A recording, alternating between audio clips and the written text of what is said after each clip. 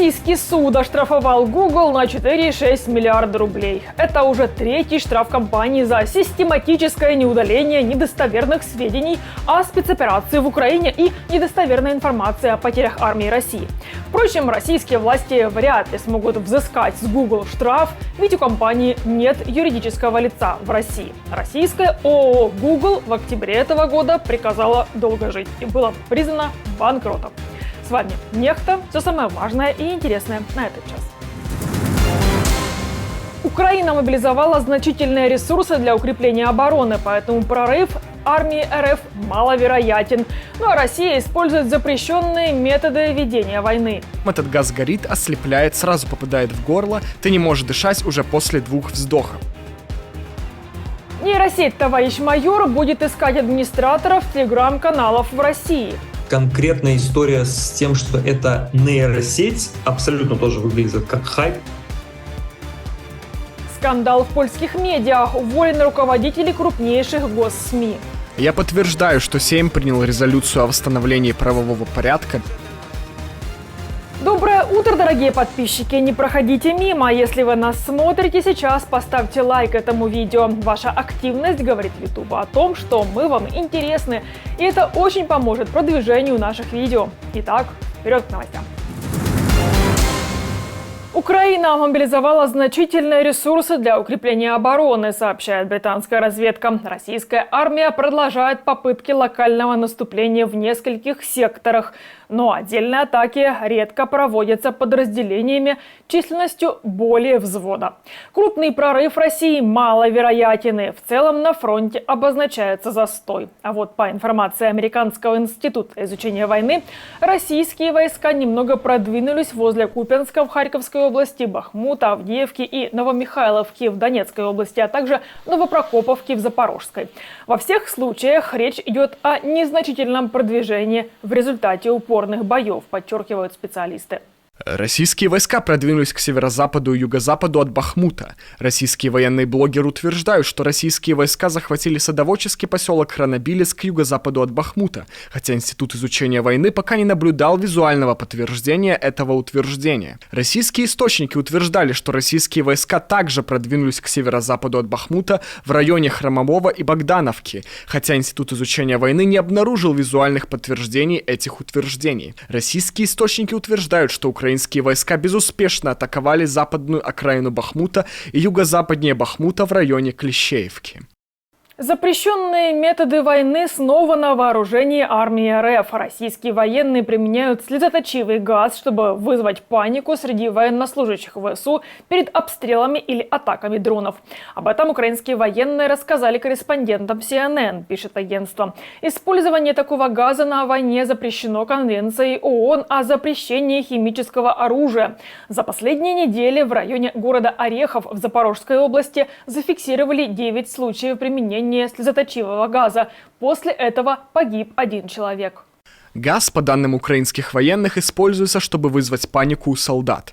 После его применения начинается обычный обстрел или атака дронов. 2 украинских военных показали журналистам медицинские документы об их отравлении. По их словам, этот газ горит, ослепляет, сразу попадает в горло, ты не можешь дышать уже после 2 вздохов. Оба солдата рассказали, что у них остались ожоги и рубцы на лице, во рту и горле. Представитель украинской разведки сообщил CNN, что газ, который применяет российская армия, это разновидность слезоточивого газа сирень. Это боевое отравляющее вещество, относящееся к группе ирритантов комплексного действия. Хочешь гражданство России? Сначала повоюй за Путина. В Петербурге на церемонии приема в гражданство 11 мужчинам вручили повестки о постановке на воинский учет. Как сообщает полиция города, церемония прошла в здании УМВД РФ по Калининскому району. Едва 11 выходцев из стран ближнего зарубежья принесли присягу гражданина России, как представители военкоматов вручили новым гражданам повестки о постановке на воинский учет. Российские госкомпании потратили более 1 миллиарда рублей, оплачивая работу прокремлевских экспертов. Об этом говорится в расследовании издания «Проект». Так называемые эксперты регулярно ходят на эфиры пропагандистов на госканалах. Получатели денег должны давать правильные с точки зрения Кремля комментарии СМИ. Например, немецкий журналист Хуберт Зайпель в годы участия в кремлевском экспертном форуме «Валдай» получал 600 тысяч евро от компаний, связанных с российским миллиардером Алексеем Мордашовым. А вот Дмитрий Саймс в прошлом году получил $500 000. Он не вылезает из эфиров у Соловьева. Так называемый американский эксперт подыгрывал Путину во время экономического форума в Петербурге. Как бы кто ни относился к его деятельности, эта деятельность вызывает сильные эмоции во всем мире. Президент Путин универсально рассматривается исторической фигурой, решения которого оказывают большое, я бы так и сказал, огромное влияние на судьбы России и более широко на будущее всего человечества. Владимир Владимирович, ваше слово. В России будут активно искать администраторов телеграм-каналов. Для этого создали нейросеть «Товарищ майор». Она якобы может анализировать сообщество в мессенджере и идентифицировать администраторов и владельцев каналов. Нейросеть якобы может проводить анализ описания каналов, сообщений, встроенных чатов, архивов и метаданных опубликованных файлов. Выглядит как байт, да, ну то есть некая компания вбрасывает это в СМИ, чтобы это прочитали не очень сведущие сотрудники госорганов и купили у них там на много миллиардов вот этого товарища майора. На данный момент единственные варианты, как реально и достоверно можно, значит, задианонить администратора канала, это либо взломать доступ к аккаунту, да, либо сделать запрос к администрации Телеграма. Не анализируя частотность сообщений, не уж тем более анализируя, как там сказано, описание канала, невозможно достоверно сдианонить администратора, если, соответственно, администратор сам не совершит какие-то там ошибочные действия. Где-то что-то не напишет, где-то что-то не напубликует. А конкретная история с тем, что это нейросеть, абсолютно тоже выглядит как хайп. Лауреату Нобелевской премии по литературе Светлане Алексиевич пригрозили отнять квартиру в Минске. Об этом писательница рассказала в беседе немецкому Die Zeit. Угроза прозвучала в эфире пропагандистов на белорусском Гос-ТВ. Власти собираются отдать квартиру Алексиевич многодетному сотруднику ОМОНа. Писательница рассказала, что приобрела квартиру на полученную в 2015 году Нобелевскую премию, а в 2020 ей пришлось уехать из Беларуси. Сейчас она живет в Германии. Польский Сейм принял резолюцию о восстановлении беспристрастности и надежности общественных СМИ. Большинство депутатов новоизбранного парламента согласились, что за 8 лет у власти «Право и справедливость» общественные СМИ попали под ее значительное влияние, а круглосуточный новостной канал ТВП-Инфо превратился в канал правительственной пропаганды. В то же время сторонники ПиС говорят, что резолюция – это атака на свободные СМИ.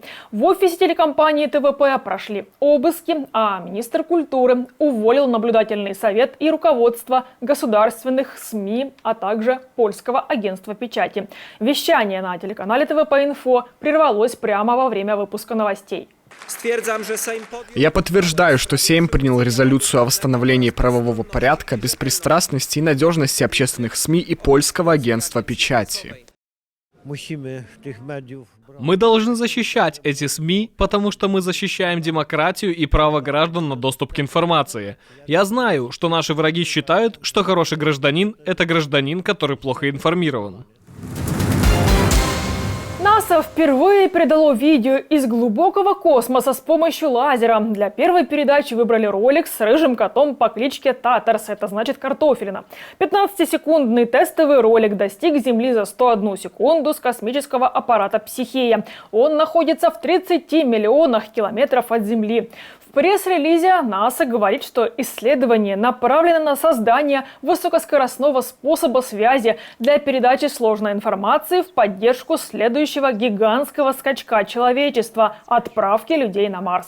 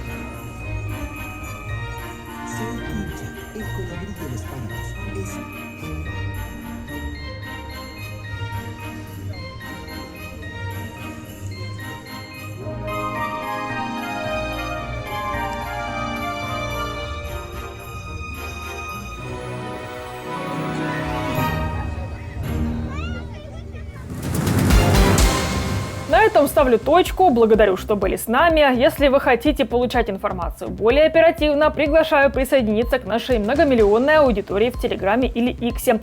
Поблагодарить нас за работу можете с помощью кнопки «Спасибо» под этим видео или по ссылке в описании. До новых встреч, хороших новостей. Слава Украине! Живе Беларусь!